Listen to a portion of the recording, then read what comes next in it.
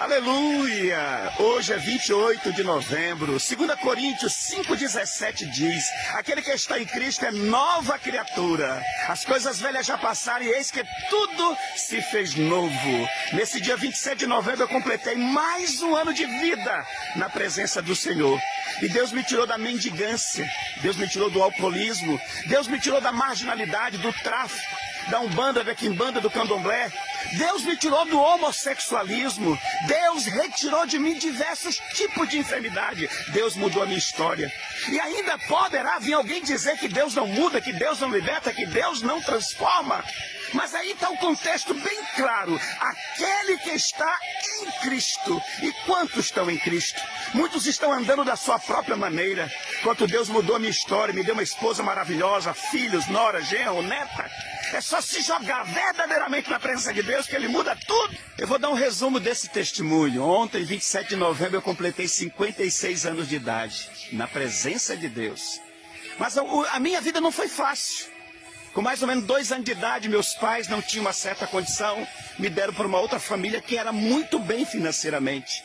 Mas o pai dessa família, ele era alcoólatra. Acabou se separando da minha mãe de criação.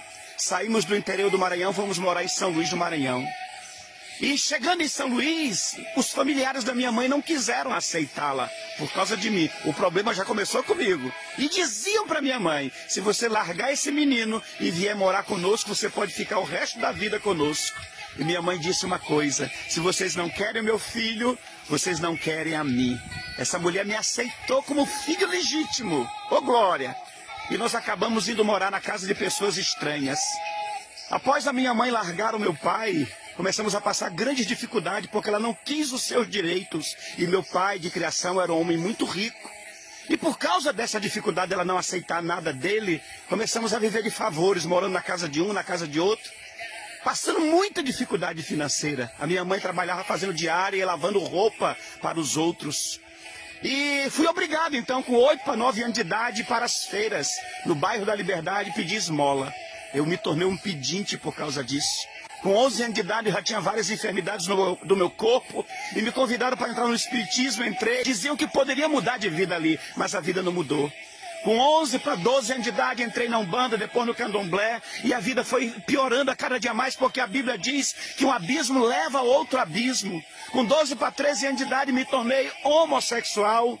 E como diz a palavra de Deus, o diabo vem para roubar, matar e destruir. Ainda mais se o diabo perceber que alguém tem um projeto de Deus, ele vai fazer de tudo para destruir aquela pessoa.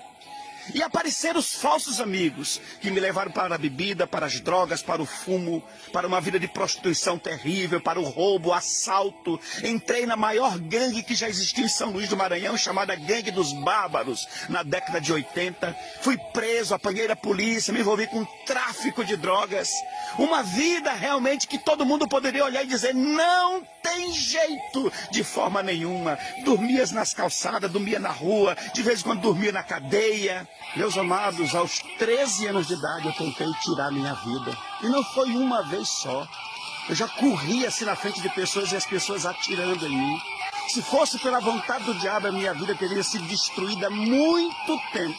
Mas tudo que eu enfrentei é porque o diabo percebeu que tinha um projeto grande de Deus na minha vida. E eu estou vivendo esse projeto hoje. Então se jogue na presença do Senhor, porque Deus pode mudar qualquer pessoa. Não existe alguém que Deus não possa transformar, que Deus não possa mudar. Se Ele fez isso comigo, com a minha esposa, Ele fará com você também.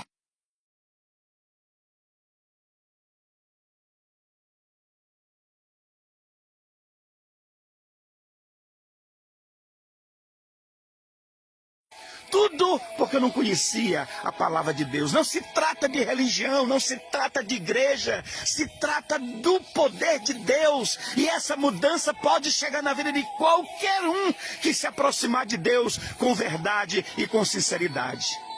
Eu sei que vai ter pessoas que dizem: eu não acredito na mudança, na transformação, na libertação de ninguém. Eu estou te contando isso, que eu saí do tráfico de drogas, do homossexualismo.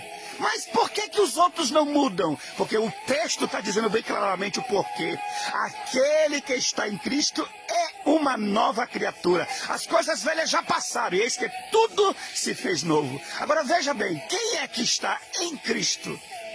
todo mundo em qualquer lugar, menos em Cristo. Está todo mundo seguindo o evangelho segundo a sua própria maneira, fazendo do seu jeito. E as coisas antigas não passaram, continuam aí. São as pessoas saindo da igreja e vivendo na prática do pecado. São as pessoas saindo de cima do altar e vivendo uma vida completamente errada, pior do que aquele que não conhece o evangelho. São esses que causam escândalo. Mas por quê? Porque eles não estão em Cristo, não vivem na presença de Deus, não andam como Jesus. E ao longo da Bíblia, a Bíblia vai mostrar todos aqueles que verdadeiramente não estavam em Deus, não estavam em Cristo, servindo a Deus e a Cristo de verdade. Cadê Geazi, que se deixou contaminar pela ganância? Cadê Ananias e Safira, por causa da avareza, da mentira? Cadê Judas, que andou do lado de Jesus, o melhor pastor, o melhor mestre, o melhor Senhor, se tornou traidor e depois se suicidou? Então vai ter esses que nunca vão se permitir ser transformado, liberto, restaurado, vão querer sempre ser frequentadores de igreja, atrás de cargo, de título, de posições, de funções, de títulos, mas não de ter vida com Deus. E o final é escândalo e vergonha para o cristianismo. Seja verdadeiro. E a palavra de Deus diz, Jesus Cristo é o mesmo ontem, hoje, será para sempre, ele não muda. Jesus me curou de água no joelho, problema de coluna, bico de papagaio, sífilis, diabetes, problema cardíaco. Deus mudou a minha história, a história da minha esposa. Hoje nós temos 3 filhos, os 2 mais velhos estão casados, agora eu já sou avô.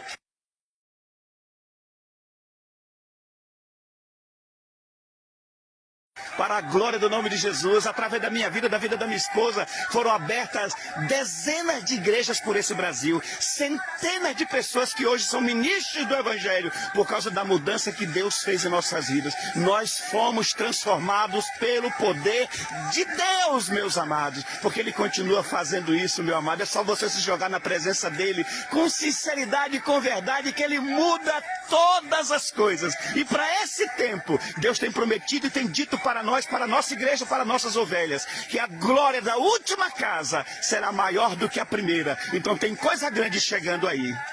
E eu digo a vocês, eu estou vivendo a melhor fase espiritual da minha vida. Eu e minha família, toda a minha família está na presença de Deus. Nós temos buscado a Deus como nunca. Por isso Deus está nos dando essas garantias de promessa. Que em breve, muito breve, Ele vai abalar céus e terra. Vai trazer as riquezas das nações. Vai encher as nossas vidas da glória dEle. E a promessa, no lugar da vergonha teremos dupla honra. E nesse tempo nós teremos o dobro e nós viveremos o sobrenatural de Deus na plenitude que Ele tem para nós.